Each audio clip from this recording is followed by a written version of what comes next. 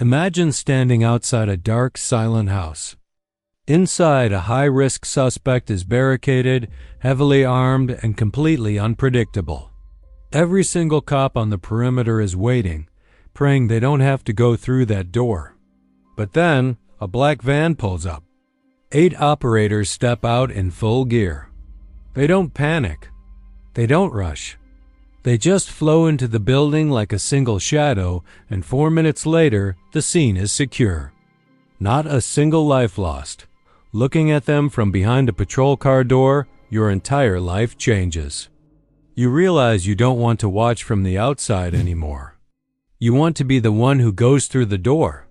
But what you don't know yet is how every step up the SWAT ladder rewrites your brain, tests your limits, and changes you forever. Especially when you reach rank 5, because rank 5 changes everything. Level 1, the patrol officer.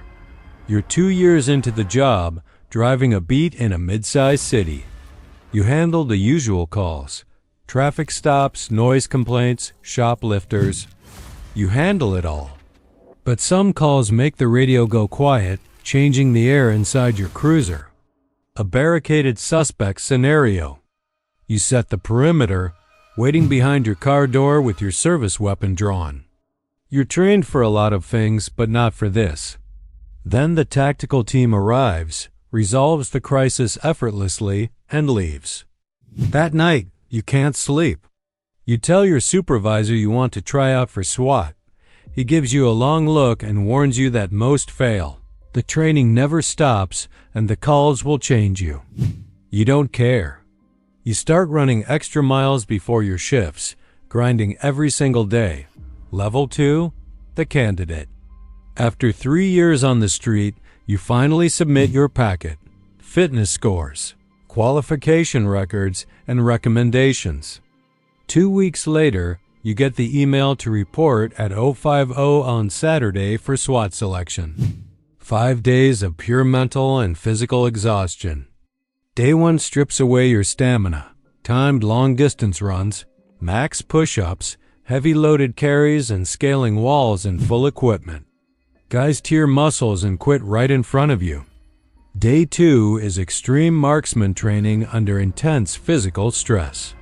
They run you until your vision blurs, hand you a rifle, and demand absolute precision at 50 yards. Your hands shake, but you force your heart rate down and hit the mark. Day 3 tests your decision-making in high-stress scenario rooms, watching if you freeze when the unexpected happens. By day 5, out of 12 candidates, only 6 names are called. Yours is one of them. You made it past selection, but the real test is just beginning. Level 3, the probationary operator. You're on 6 months of strict probation. You're the new guy, which means you carry the extra gear, set up training props, clean the vehicles, and speak only when spoken to. The tactical training is relentless. You learn close quarters battle, the art of clearing rooms without getting yourself or your teammates hurt. You learn how to stack on a doorway, work your angles, and trust the operator behind you. Most importantly, you learn to conquer the fatal funnel, the open doorway where an operator is most exposed. You practice entries hundreds of times until your movements are purely automatic, and your body reacts before your brain even processes the threat. By the end of 6 months, your team leader tells you that probation was just to keep you from failing. Now the real work begins. Level 4, the operator. You're a full member of the team. Your pager goes off at all hours, and no matter what you're doing, you drop everything and report. You kit up with 40 pounds of specialized armor and gear in under 4 minutes. You execute high-risk operations in total darkness. You stack at a front door at 3 a.m., breach, and flood into a dark living room where a suspect reaches for an object on the table. In less than a second, your brain has to process whether it's a phone or a threat. You make the right call, control the room, and secure the scene. No one gets hurt. But those microsecond decisions build a hidden weight inside you. You start coming home quiet, Carrying experiences that words simply can't describe to normal people. Level 5. The Breacher. This is rank 5, and this is where everything changes. You are no longer just an operator moving through the house. You are the one responsible for opening the door. A locked door is an unpredictable wall standing between your team and an unknown threat. Your job is to solve that problem instantly, violently, and with zero mistakes. You learn mechanical breaching with heavy rams and steel tools, figuring out a door's structural weak points in under 3 seconds. You learn shotgun breaching to disintegrate locking mechanisms without harming anyone inside. And then you reach explosive breaching, the absolute peak of precision. You work with specialized charges, calculating exact measurements where the difference between success and total failure is measured in grams. Too little power and the door holds, putting your team in danger. Too much power and you risk innocent lives. You are the very first person standing in front of that doorway on every single call out. If a suspect is waiting with a weapon pointed at the entrance, you are the first target they see. You accept that reality because if you hesitate or fail at the door, the entry stalls, and when an entry stalls in the fatal funnel, people don't make it home. Level 6, the Sniper. After years on the breaching line, your high-precision marksman scores earn you a transfer to counter-sniper operations. People think snipers are just long-range shooters, but 95% of your job is observation. You deploy to rooftops or hidden tree lines hundreds of yards away, looking through optics powerful enough to read a watch face from blocks away.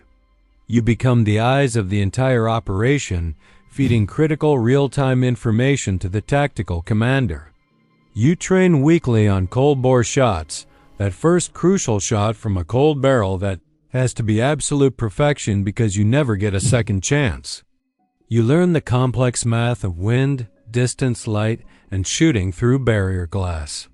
You spend hours frozen in uncomfortable positions, waiting for a single green light, command that can end a critical hostage situation in a fraction of a second. Level 7, the Team Leader. 12 years in, you're in charge of the entry element.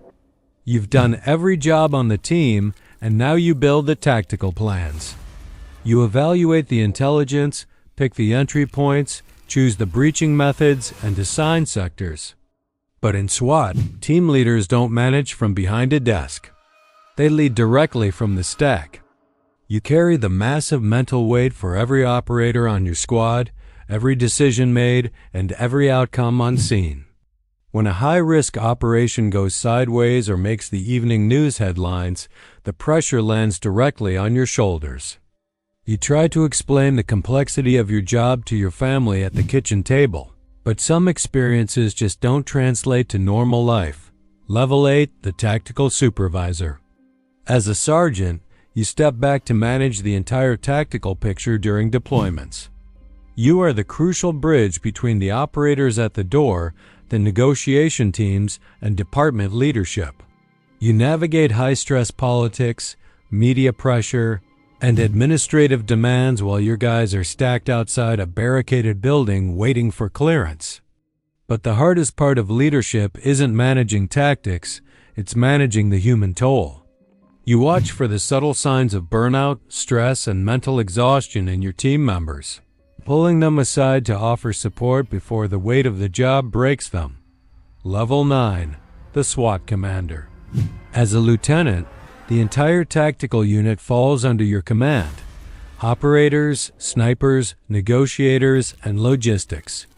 Every policy, budget battle, and critical incident report rests on your desk. You make split-second operational calls that will be scrutinized for months by people who have never set foot near a tactical situation. You stay in the commander's seat because you trust your decades of experience to protect your operators and the community. Level 10. The Ghost. After more than 25 years, you hand in your gear, accept a plaque, and walk out the door into retirement. Your body carries the physical scars of the job-worn joints and damaged hearing. and your mind holds the quiet memories of every high-stakes call-out. You step back into a world that moves at a normal pace, watching new patrol officers look at a tactical van with that exact same fire in their eyes. They are about to start the exact same ladder, ready to sacrifice everything for the person standing next to them. The cycle continues.